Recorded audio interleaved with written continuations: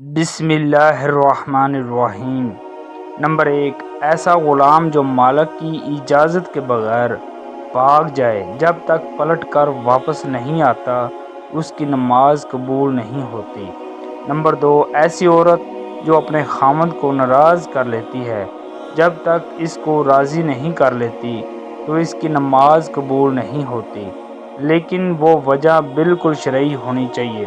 Number 3، وہ شخص جو نشہ کرتا ہے جب تک نشے کی حالت سے باہر نہیں آ جاتا اس کی نماز قبول نہیں ہوتی۔ ایک اور حدیث میں ہے کہ رسول اللہ صلی اللہ علیہ وآلہ وسلم فرماتے ہیں 3 آدمیوں کی نماز اللہ قبول نہیں فرماتا۔